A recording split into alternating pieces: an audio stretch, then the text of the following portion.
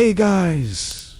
Tonight, we're going to drift back to a place that we usually associate with white marble statues, very serious men with beards, and an awful lot of geometry. We are heading to ancient Greece. But we aren't going to talk about wars, or democracy, or any of the things that end up on a history test. Instead, we're going to float through the day of someone who usually stands silently in the background of those symposia scenes painted on pottery. Go ahead and dim the lights. Find a comfortable spot. Maybe grab a blanket. And let your eyes get heavy. Let's just relax and settle in. We're going to spend the next hour or so walking in the sandals of a male, concubine, or a favored companion living in the high olive oil world of the Athenian elite. Now, when we say concubine in the context of ancient Greece, we have to be a little flexible with our terms. The Greeks had about 15 different words for a person I hang out with who is purely decorative, and none of them translate perfectly. But for our purposes, we are imagining a young man.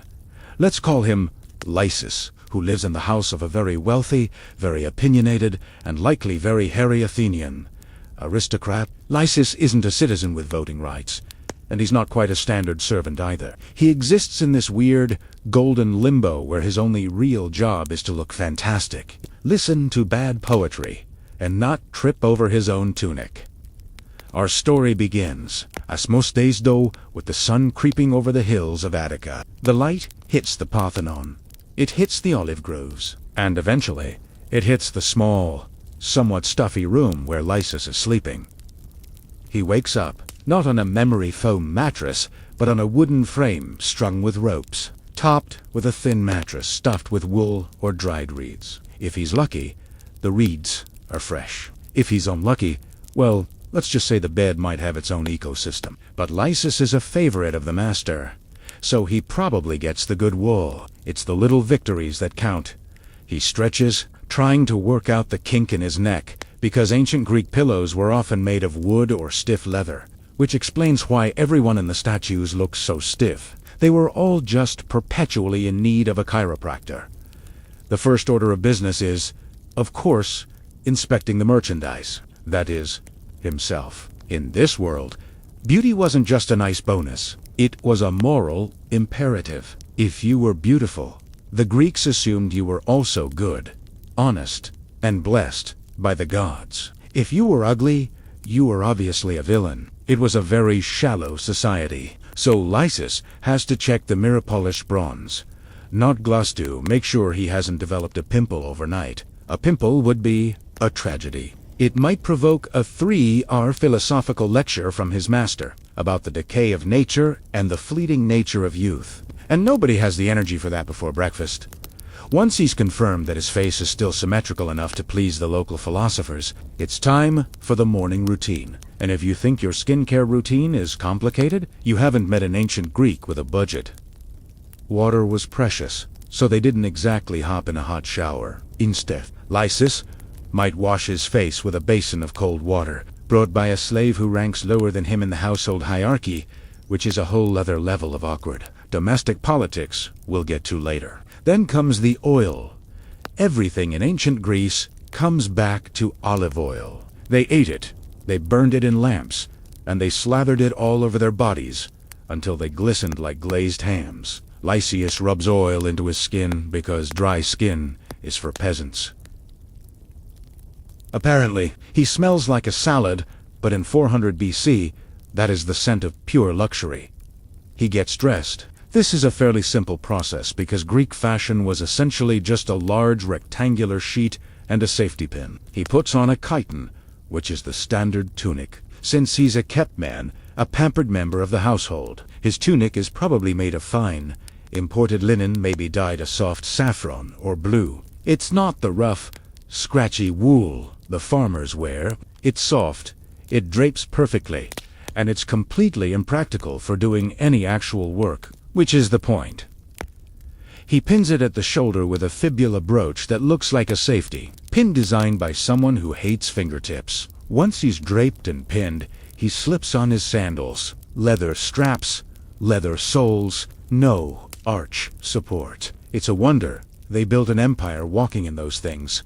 Now that he's oiled, draped, and sandaled, Lysis steps out into the courtyard. The Greek house, the oikos, was inward-facing. All the rooms looked onto a central courtyard, usually open to the sky. It's a nice architectural feature, mostly because it keeps the smells of the street out, and the streets of Athens smelled terrible. There was no plumbing, and people threw everything out the window. So, the courtyard is a sanctuary of fresh air, and maybe a potted plant or two. It's here that he likely encounters the master of the house. Let's call him Euclides is probably in his 40s, which in ancient terms means he's practically an elder statesman. He's wearing a slightly more serious tunic, maybe chatting with a steward about how much money they lost on the grain shipment from the Black Sea. Lysis has to navigate this interaction carefully. He has to look respectful, slightly demure, but also charming. He can't just say, "Hey, what's up?" He has to glide in. "Good morning, Euclides," he might say, keeping his voice low and melodic, because nothing ruins the vibe like a cracking voice. Euclides looks up, likely grunts and gives him a what. This is the dynamic. Lysis is there to be looked at. It's a strange, passive existence. He's a status symbol, like a really expensive watch or a Tesla, but one that eats food and has feelings. Euclides might offer a compliment, or he might just complain about the government. The Athenians loved complaining about the government. It was their national sport, second only to wrestling. The assembly is meeting today, Euclides might grumble, dipping a piece of bread into wine for breakfast. They're voting on whether we should build more ships or just give everyone a tax break. Idiots, all of them. Lysis nods. He doesn't have a vote. He doesn't really have a say. He just nods and agrees that yes, people are idiots. It's the safest bet. Breakfast is light. The Greeks weren't big on a heavy morning meal. It's usually barley bread soaked in wine. Yes, wine for breakfast. It was watered down. Of course, drinking straight wine was considered barbaric, something only the Scythians or Macedonians did, but it was still alcohol. So everyone started the day with a mild buzz, which explains a lot about their mythology. Lysis eats his wenzagi bread. Maybe some figs if they're in season. He eats delicately. He's not allowed to wolf it down like a starving dog. He has to eat like a painting. After breakfast, the day truly begins. And for a young man in his position, the day is mostly about killing time while looking busy. If Euclides is heading to the Agartha marketplace and city center, he might take Lysis with him. This is a mixed blessing. On one hand, it gets him out of the house. On the other hand, the agora is crowded, noisy, and full of people judging you. Let's float along with them as they leave the house. They step out into the winding, narrow streets of Athens. For a city that produced such orderly logic, the city planning was a mess. The streets are mud, dust, and chaos. Lysis walks a step or two behind you. This is important. He is not an equal. He is an accessory. As they walk, they pass other men of status. And here is where the weirdness of the social dynamic kicks in. In Athens, having a beautiful young male companion was a flex. It showed you had taste, you had money, and you appreciated higher forms of beauty. But it was also a delicate dance. You couldn't just treat him like a servant, but you couldn't treat him like a wife either. So, Euclides walks with his chest puffed out, ignoring the fishmongers yelling about fresh sardine, while Lysis tries to avoid stepping in donkey manure. They might stop at a perfume shop. The Greeks were obsessed with scent. Men, women, statues, everyone needed to smell good. Euclides might buy a small vial of iris oil or myrrh. He asks Lysis for his opinion. What do you think? Lysis, tu floral or just floral enough? It is very elegant, Lysis says. He always says, it's elegant. He could be smelling wet dog, and he'd call it elegant if Euclides was paying for it. The shopkeeper, sensing a sale, lays it on thick. Ah, for the young man. A scent fit for Ganymede himself. Reference check.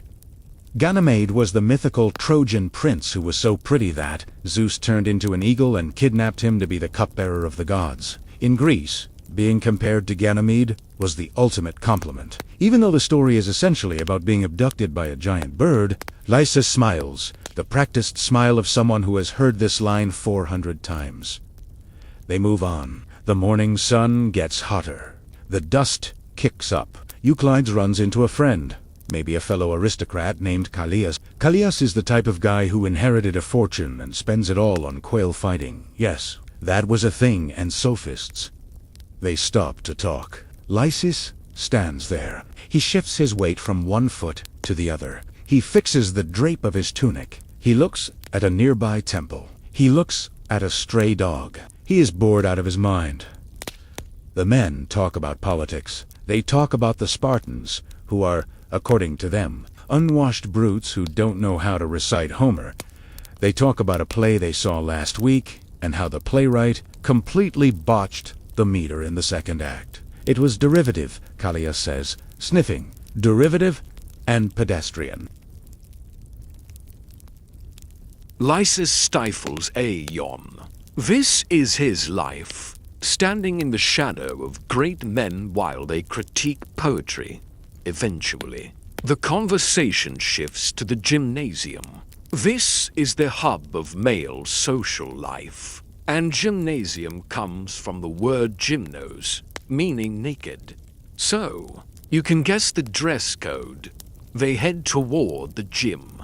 It's usually located just outside the city walls, in a park-like setting with trees and streams. It sounds idyllic, and it is, if you like watching people wrestle when they arrive. The vibe changes. This is the place to see and be seen. Euclides goes off to strip down and oil up for a wrestling match, or just to do some light exercises, to keep the dad bod at bay. Lysis, however, occupies a strange middle ground here. He is young, fit, and beautiful. He should be exercising, but he is also kept. He isn't training to be a soldier citizen like the sons of the free families. He is training to maintain his aesthetic value. He might do some light running or throw a discus, but he's not getting his face smashed in the boxing ring. A broken nose would devalue the asset. He strips down because, again, everyone is naked here and applies more oil. There is always more oil. He does some stretches. He's aware that people are watching. The older men, the philosophers, the poets, they all sit on the benches, watching the young men exercise. They claimed it was purely intellectual, an appreciation of the ideal human form. Right. Just like people buy certain magazines for the articles. Lysis catches the eye of another young man, perhaps another companion of a wealthy citizen. They exchange a look that says, "My master has been talking about the allegorical meaning of the Iliad for 3 hours. Please send help." They can't really hang out, though. Lysis has to stay within Euclides' orbit. If Euclides gets thirsty, Lysis needs to be there with water. If Euclides needs a scrape down with the strigil, that curved metal tool used to scrape the sweat, and oil sludge off the skin, Lysis might be expected to help, or at least supervise the slave doing it. It's a very physical world. There's no personal space. Everyone is scraping, oiling, wrestling, and arguing about justice. It's a locker room that encompasses the entire society. After the exercise, there's the bath. Cold water again to rinse off the sludge. Lysis shivers. The Greeks believed warm baths made you soft and womanly. A real man froze while he washed, because nothing says masculinity like hypothermia. By the time they leave the gymnasium, it's midday. The sun is blazing. The cicadas are screaming in the trees. It's time for the siesta. The Greeks were sensible enough to know that working in the midday Mediterranean heat was a bad idea. So everyone goes home. The walk back is quieter. Euclides is tired from his wrestling match, which he probably lost, but will claim he won on a technicality. Lysis is tired from standing around looking pretty. Back at the house. The shutters are closed to keep the heat out. The interior is cool and dark. This is the quiet time. Lysis might retire to his small room, or he might be summoned to Euclides' quarters to recite poetry or play the lyre. Let's assume today it's the lyre. Lysis has been trained in music because a companion who can't play a sad song on a stringed instrument is practically useless. He sits on a stool, plucking the strings, singing a snippet of Sappho or Anacreon. The moon has set. He sings, and the Pleiades. Euclides lies on a couch, eyes closed, perhaps drifting off to sleep. For a moment, it's peaceful. The house is silent except for the lyre. Lysis looks at his master. He looks at the peeling paint on the wall fresco. He wonders if this is it. If this is the whole sum of his existence. To be the background music for someone else's nap. He misses his own family, maybe. Or he wonders where he came from. Many of these companions were from other cities, or were foundlings, or fell into this life through bad luck. He might be from Ionia, or Thrace. He might remember a childhood where he ran around in the dirt without worrying about oil, or philosophy, but that's gone now. Now, he is a living ornament. He stops playing when Euclides starts snoring. A gentle, rhythmic snore, the snore of a man who owns land and slaves. Lysis sets the lyre down. He creeps out of the room. He goes to the kitchen area. The slaves there are preparing the evening meal. They are chopping garlic and onions. The smell is pungent and real. He talks to the cook. An older woman, maybe from Syria. She gives him a weird look. He's too fancy for the kitchen, but too servile for the dining room. He's in the middle. Here, she says, handing him a piece of honeycomb. Eat it before the ants find it. He eats the honey. It's sweet, sticky, and sharp. It sticks to his teeth. For a second, he's just a kid eating candy. But the afternoon is wearing on. The shadows are getting longer, and the evening is coming. And in Athens, the evening means the Symposium. And for Lysis, the Symposium is work. It's the main event. It's where he has to be on, performing, perfect. He sighs, wipes the honey from his mouth, and heads back to his room to prepare. More oil, a fresh tunic, maybe a wreath of ivy for his hair. He has to look like a god, even if he feels like a prop. Now, if you're picturing a modern party with a DJ and people standing around in a kitchen eating chips, you need to adjust your mental image. A symposium was a very structured, very ritualized, and frankly, very weird drinking party that took place in a specific room of the house called the andron, literally translates to the men's room, which sounds like a bathroom, but was actually the precursor to the modern man cave. But before Lysis can step into the man cave, he has to get ready. And getting ready for a symposium is a job in itself. The Greeks didn't just wash their faces and go. They accessorized with foliage.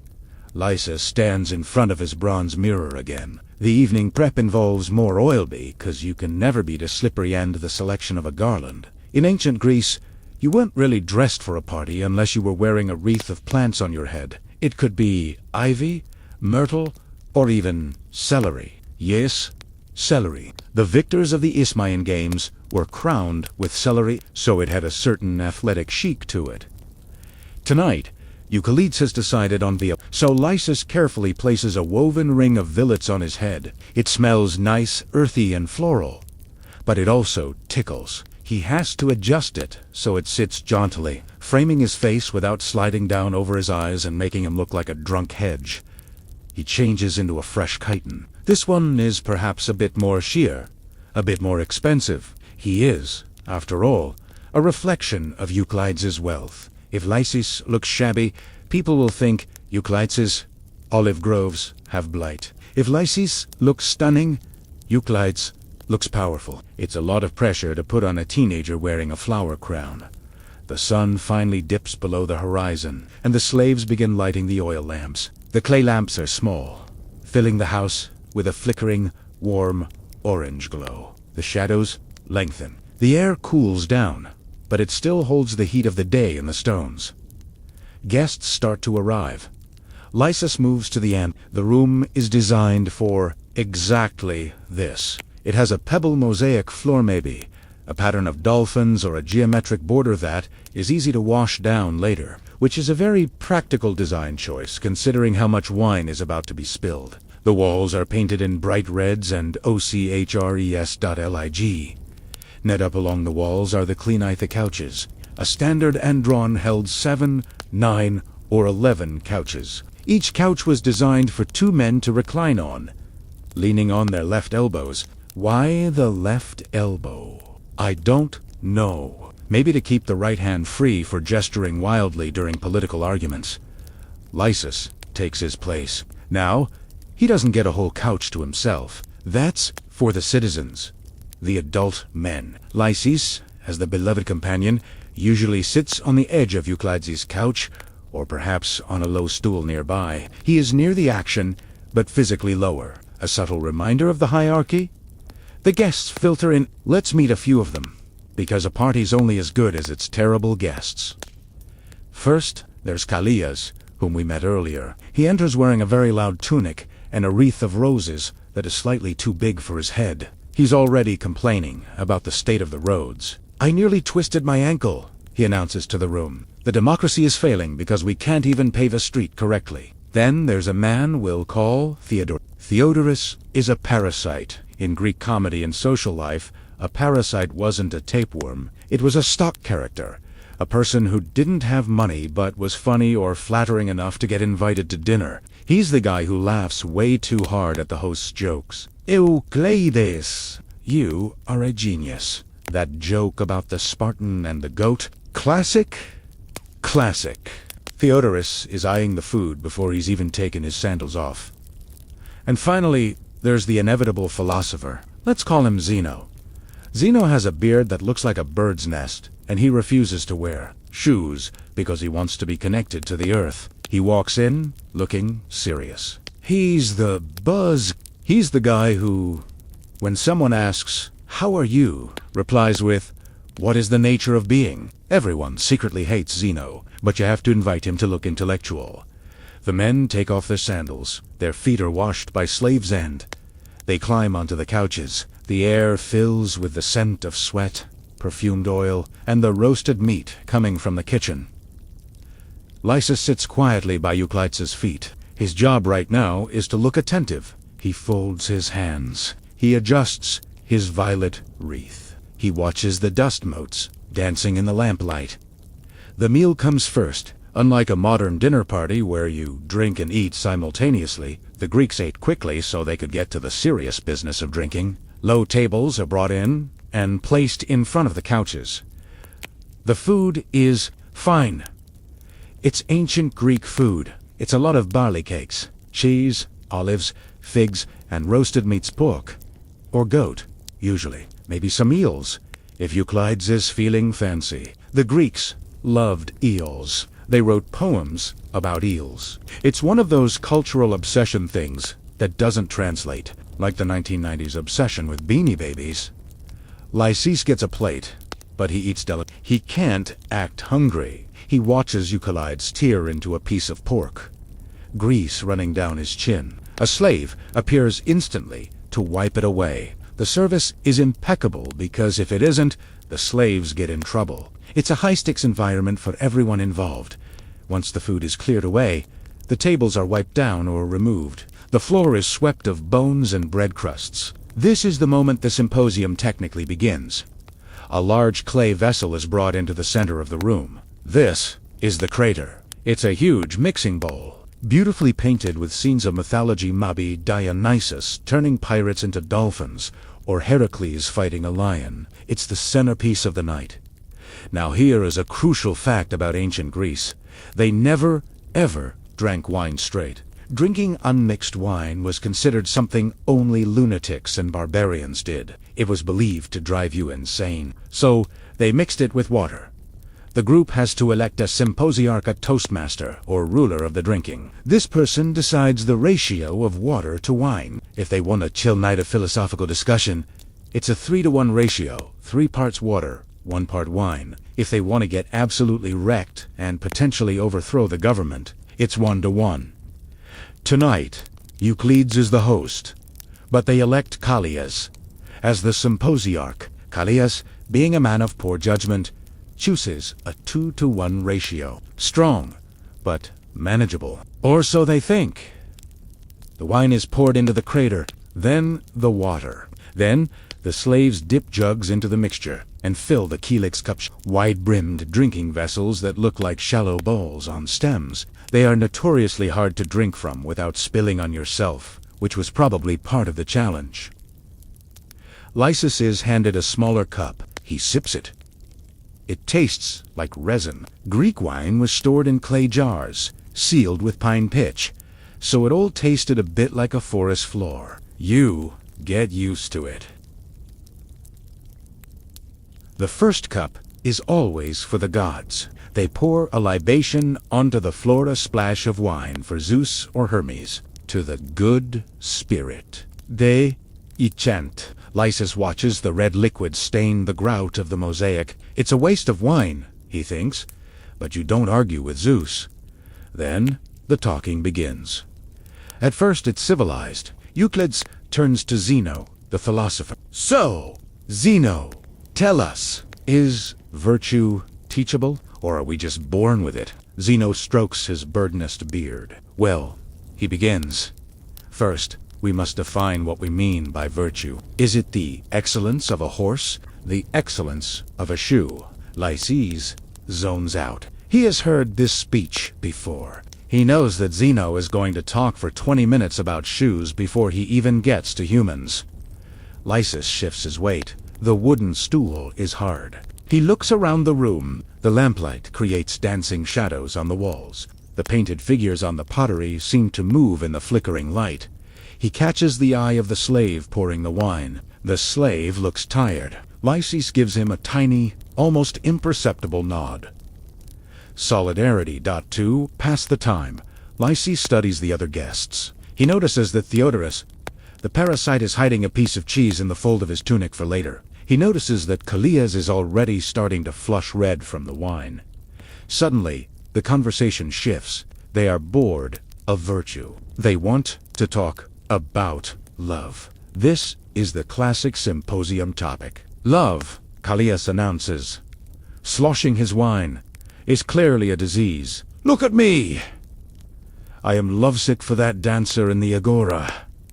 I can't eat. I can't sleep. I jest by quells. Everyone laughs. Euclides reaches down and rests his hand on Lysis's shoulder. It's a heavy, possessive hand. Love is the pursuit of beauty, Euclides says, looking at Lysis. It is the soul recognizing its other half. Lysis smiles. It's the smile he practiced in the mirror. You're very wise, Euclides, he says softly. Does he mean it? Probably not. Not? Euclides is currently burping quietly and has wine stains on his lip. But in this room, Euclides is the master of wisdom. The night deepens. The mixture in the crater gets lower. The slaves mix a second batch. The conversation gets louder. They start playing a game called cook. This is the ancient Greek equivalent of beer pong, but messier. You take the dregs of wine left in the bottom of your cup, loop your finger through the handle, and fling the wine across the room at a target, usually a metal disc balanced on a stand, or sometimes small clay boats floating in a bowl of water. The goal is to make a loud clank sound or sink the boats. Watch this, Callias yells. Elias, he spins his cup, flings the wine, and misses the target completely. The wine splatters onto Zeno, the philosopher's face. The room erupts in laughter. Even Lysis chuckles, covering his mouth with his hand. Zeno wipes wine from his beard with great dignity, muttering about how the trajectory was mathematically impossible. My turn, Euclid says. He is competitive. He takes his aim very seriously. He leans forward, his face intense. He flicks his wrist. Clang! The metal disc falls. Ha! Euclides shouts. I still have the arm of a javelin thrower. Lysis claps politely. Well done, master. The atmosphere is getting hazy. The oil lamps are smoking a bit. The smell of unwashed bodies is mixing with the perfume. It's a very distinct, very human smell. Lysis feels a wave of drowsiness. The wine, even watered down, is warm in his belly. The voices of the men are blending into a steady drone. They are arguing about politics again. Something about the Persians. Something about the price of marble. He rests his chin on his hand. He watches the flickering flame of the nearest lamp. It dances and jumps. He feels like he is floating underwater. The sounds are muffled. But the night isn't over. In fact, for a symposium, this is just the warm-up. The entertainment hasn't even arrived yet. The door opens, and a new scent drifts in, something stronger, muskier, the hired entertainment. A flute girlin, Olet, steps into the room, holding her double-pipe instrument. She is followed by a few others. The energy in the room shifts. The men straighten up on their couches. Lysis straightens up too. This is his competition. In a way, or perhaps his relief. The flute girl starts to play. It's a shrill, reedy sound, continuous and hypnotic, because the players used circular breathing to keep the note going without pausing. It's a sound that weaves through the smoke and the wine fumes. Euclid leans back, closing his eyes to listen. His hand slides off Lysis' shoulder. Lysis breathes a little easier. He takes a sip of his wine. He looks at the flute girl. She looks bored, her cheeks puffed out as she plays. She catches his eye. They share a blank stare across the room. Two people who are paid to be the atmosphere.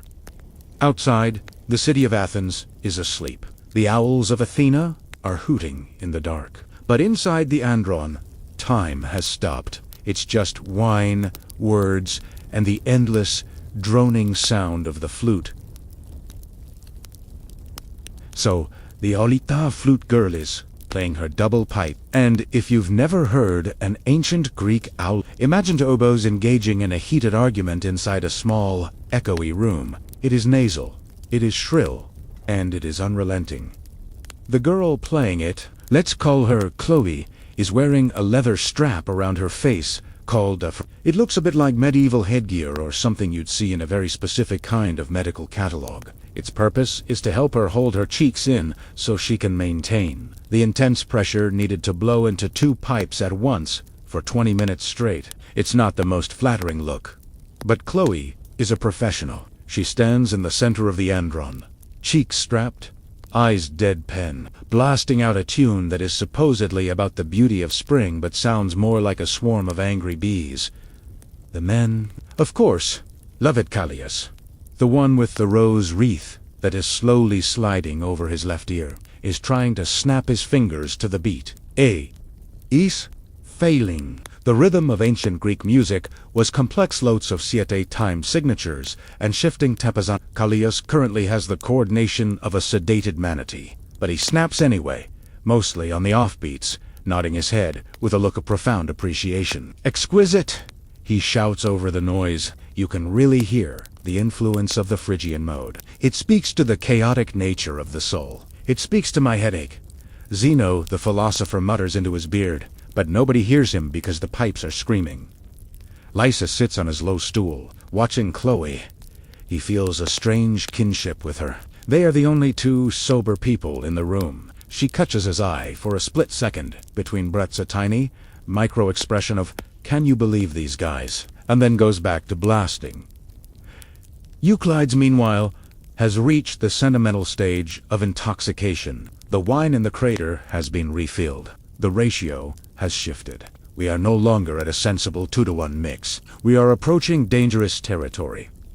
Euclides leans back on his couch, his chiton slightly askew, revealing a hairy shoulder that has seen better days. He waves a hand at Lysis. "Boy!" he says, his voice thick. "Lysis, come here." Lysis stands up. His legs are stiff from sitting on the wood. He smooths his tunic. He walks over to the couch, careful not to step on a discarded chicken bone or a piece of bread that Theodorus dropped. "Yes, Euclides?" Euclides grabs Lysis's wrist. His hand is hot and clammy. "Tell them," Euclides says, gesturing vaguely at the room. "Tell them about the poem. Day 1, the one about the shield." He means the passage from the Iliad, describing the shield of Achilles. It is long. It is descriptive. It is essentially a list of agricultural scenes embossed on metal. It is the ancient equivalent of reading a technical manual out loud. "Must I?" Lysis asks, gently. Perhaps the guests would prefer to hear the music. "Non sen." Callias yells, spilling a little wine on his own chest. "We need culture. We are not Spartans." Recite. So, Lysis, he stands in the middle of the room, the flute girl pausing for a moment to drink water, and probably massaged her face. He adopts the classic pose, hand extended, chin up, and he made the earth, and he made the sky, and he made the sea. Lysis intones. His voice is clear, trained, melodic. He has memorized thousands of lines of Homer. It's part of his job description. AEs, I live in breathing, Spotify playlist. He goes on for about 50 lines. He describes vineyards made of gold and cattle made of tin. He describes a dance floor. He describes the ocean river. The men listen, mesmerized, not because they are deeply moved by the poetry, but because they are drunk and staring at something shiny is calming to them. Lysis is the shiny thing. When he finishes, there is a smattering of applause. Theodorus, the parasite, claps the loudest, hoping this enthusiasm will earn him the last piece of roasted eel. "Brilliant," Euclides sighs, wiping a tear from his eye. "Just brilliant. You see, that is paideia. That is education. We are the masters of the world because we know how to describe shields." Lysis bows slightly and retreats to his corner. He is thirsty, but he can't drink the good wine. He takes a sip of water from a small cup hidden behind a vase. The conversation shifts again. The philosophical veneer is starting to crack, revealing the gossip underneath. "Did you hear about Someone asks. That the room goes quiet. Alcibiades is the ultimate celebrity politician generator of the day. He's the guy who switched sides from Athens to Sparta, then to Persia, then back to Athens. He's brilliant, beautiful, and completely chaotic. Talking about him is like talking about a scandalous pop star who also happens to have nuclear launch codes. He's a genius, Callias insists. He's the only one who can save us. He's a monster, Zeno argues, picking a piece of fig out of his teeth. He profaned the mysteries. He mocked the gods. He has great hair, though, Euclides adds helpfully. They argue about Alcibiades for the next hour. The arguments are circular. They pound the tables. They spill more wine. The kylix cups, those shallow, impossible saucers, are sloshing red liquid everywhere. The floor mosaic is becoming sticky. Lysis watches the slaves moving in the shadows. They are the invisible gears of the machine. They refill the jugs. They wipe the spills. They bring in the tragamatida dessert. Course. Now, ancient Greek dessert wasn't cake. It was things to make you thirsty so you drink more wine. Dried figs, roasted chickpeas, almonds, beans. It's bar snacks.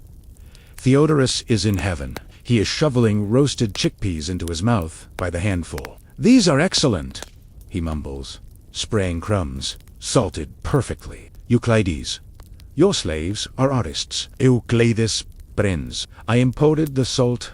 He lies. He didn't. It's local salt, but everything has to be a flex. As the night drags on, the symposium aspect, the drinking together, starts to devolve into the Komos aspect of drunken revelry. But we aren't quite at the street parade level yet. We are into maudlin confession phase. Callias is crying now. He has moved on from the quail fighting, and is now weeping about a horse he owned 10 years ago that died. He was a good horse. Callias sobs into his elbow. "He understood me better than my wife, better than my children." Lysis sighs. He has heard the horse story 3 times. This month, it's a tragic story, sure, but Callias always embellishes the horse essay intelligence. Last time, the horse could practically do By next week, the horse will have written a play. Euclides, meanwhile, has decided to become a wrestling coach. He is demonstrating a grip on a throw pillow. You see, he slurs, wrestling the pillow. You have to hook the leg. Hook the leg, then pivot. The pillow does not fight back. Euclides claims victory. The flute girl, Chloe, has started playing again, but softer this time. A low, droning melody. She looks exhausted. The leather strap is digging into her cheeks. Lysis catches her eye. Again, he tilts his head toward the door. A silent question. "How much longer?" She shrugs. "As long as the wine lasts."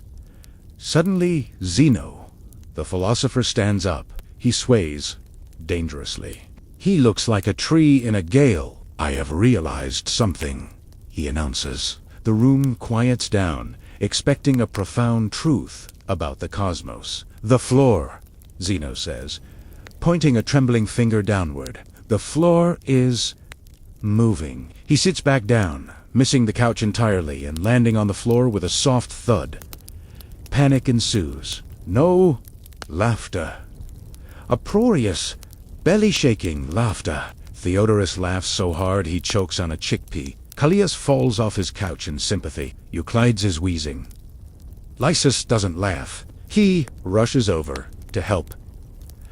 Zeno up, the philosopher is heavy and smells of old sweat and garlic. "I am fine," Zeno mutters, brushing off Lysis's hands. "It was an empirical test.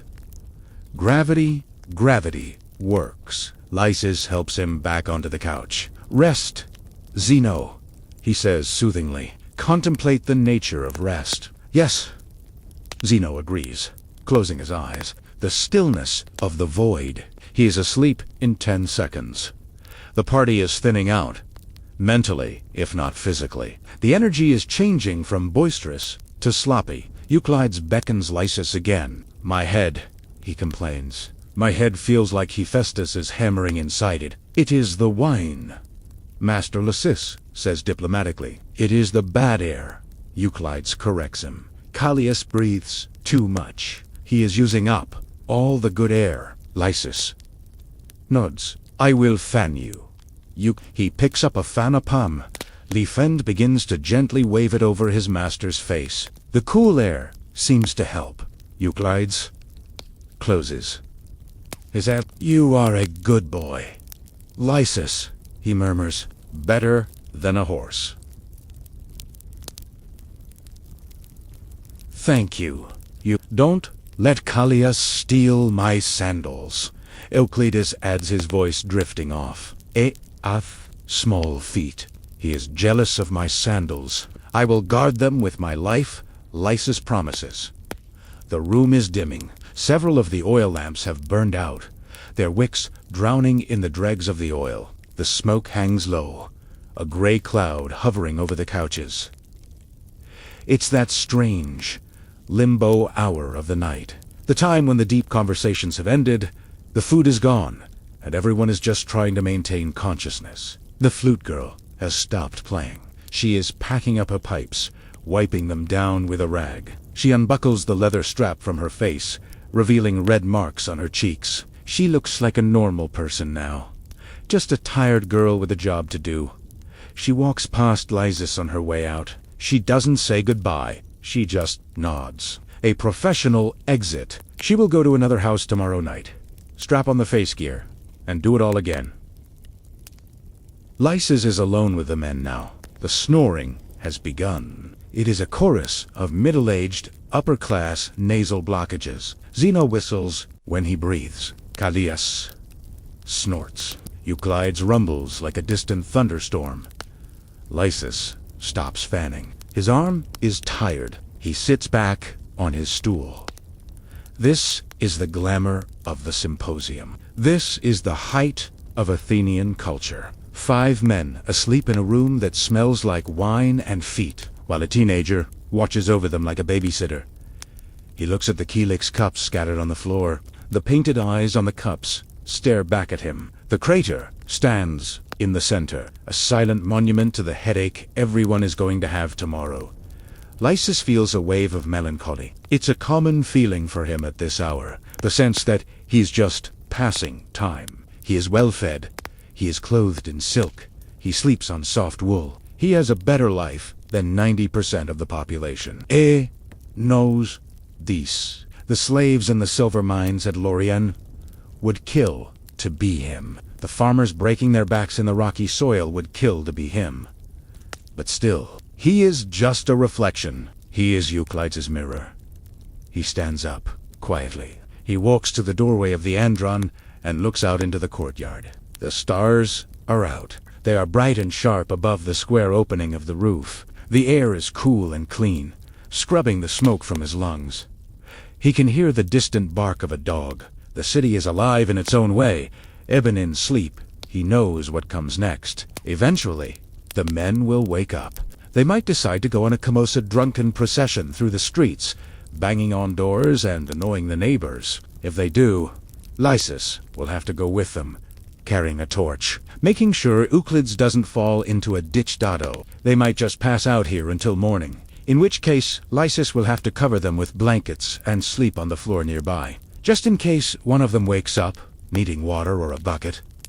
He leans against the doorframe, the stone cool against his shoulder. He closes his eyes. For a moment, he imagines he is somewhere else, maybe on a ship, sailing to one of the islands, to Lesbos or Chios, somewhere where the air smells like salt and pine, and nobody is asking him to recite poetry about farming equipment.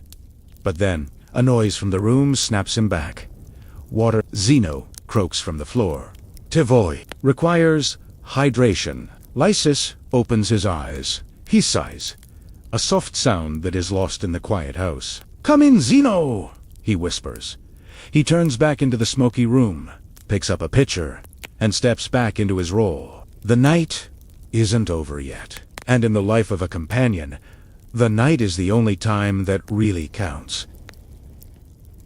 So, we are at that pivotal moment in the evening where a decision must be made. The Symposium is technically over. The wine is gone. The flute girl has packed up her double pipes and fled the scene. And Zeno, the philosopher, is currently debating with a throw pillow about the nature of softness. In a modern context, this is where you would call a cab. In ancient Athens, this is where you initiate the komos. The komos was essentially a ritually sanctioned drunk parade. It was the after-party.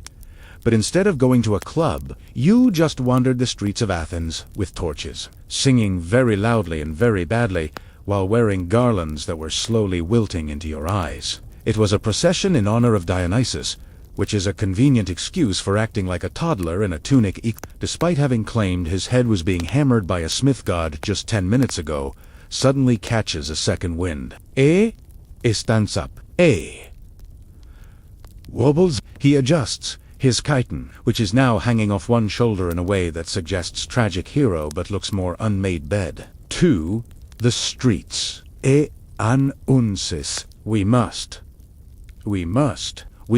greet the moon. The moon has been up for hours, Lysis points out gently, handing Euclides his sandals. Then we are late. Euclides declares. We must apologize to And so the procession begins. Lysis, ever the dutiful companion, grabs a torch. The streets of Athens were pitch black at night. There were no streetlights, obviously, and the only illumination came from the stars and whatever fire you brought with you. It was also incredibly easy to step in something unspeakable or fall into a drain.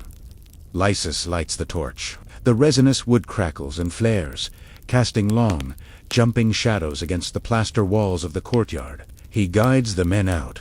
Zeno is leaning heavily on Theodorus, who is still holding a piece of cheese. Callias is leading the way, singing a song that seems to have no melody and only 3 words, repeated indefinitely.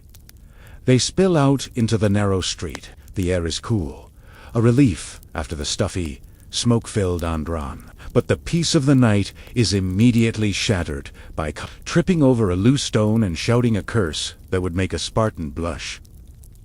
Lysis sighs. He walks beside Euclides, offering a steady arm. Euclides is heavy. He is a man of substance, both politically and physically, and right now he is dead weight. "You are a pillar, Lysis," Euclides mumbles, leaning his entire body weight onto the young man. "A pillar of the community. We should build a temple to you. Let's just get to the corner." "Master," Lysis says. They wander. The Komos is a meandering beast. They pass other houses, all dark and shuttered. Occasionally, a dog barks. Occasionally, a window opens and someone yells at them to go to Hades. "Hades is too far," Callias yells back. "We are going to..." He forgets where they are going. They end up in front of the house of a man named Lysias, not to be confused with our Lysis. Lysias is a rival of Euclides. In the assembly, they have been arguing about olive oil tariffs for 6 months. "We must serenade him, Euclides, Decides. We must show him we bear no ill will, only wine." So they stand in front of the locked wooden door of a sleeping man and sing. It is a disaster. It is a cacophony of slurred baritones. Lysis stands there holding the torch, looking at the grain of the wood on the door, wondering if the neighbors are going to call the Scythian Archista, ancient equivalent of the police.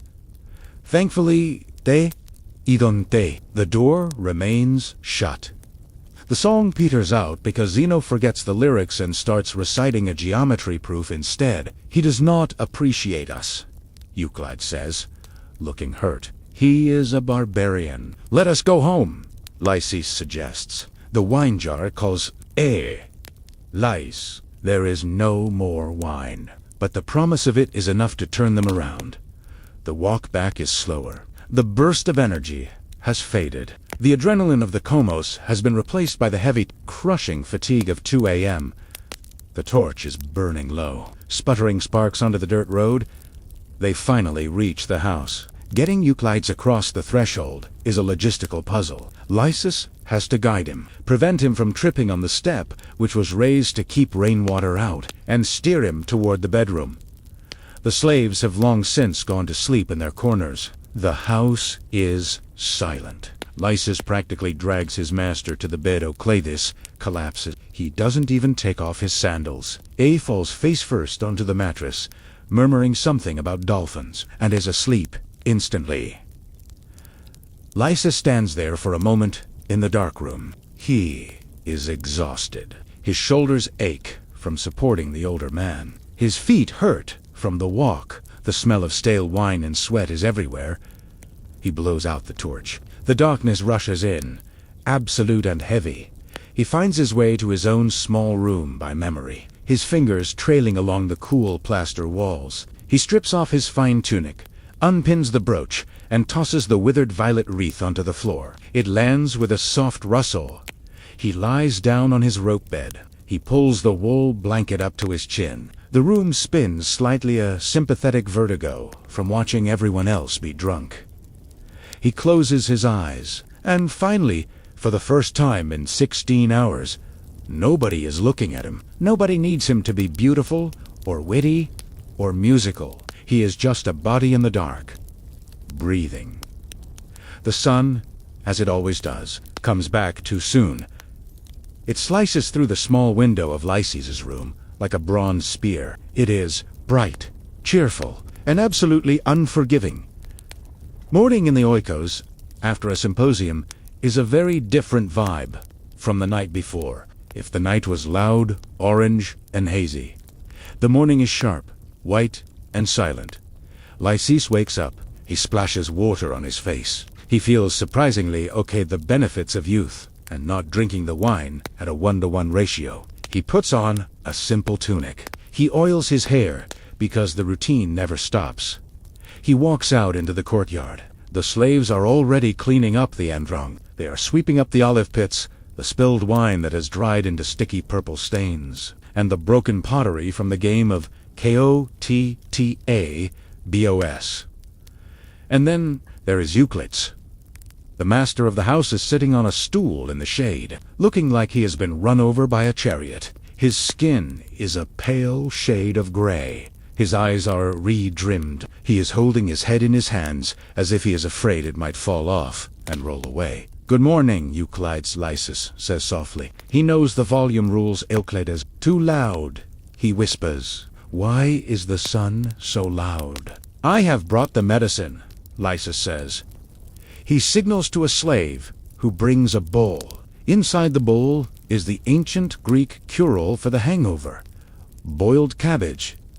Yes, cabbage. The Greeks believed that cabbage had the power to counteract the effects of wine. They thought the vine and the cabbage were natural enemies, so eating one would defeat the other. It's not exactly aspirin and a Gatorade, but it's all they had. Euclides stares at the cabbage with deep suspicion. It looks green. "It will help, master." Euclides takes a tentative bite. He chews slowly. He looks miserable. This is the price of Komos. This is the cost of being a man of culture. Never again, Euclides vows.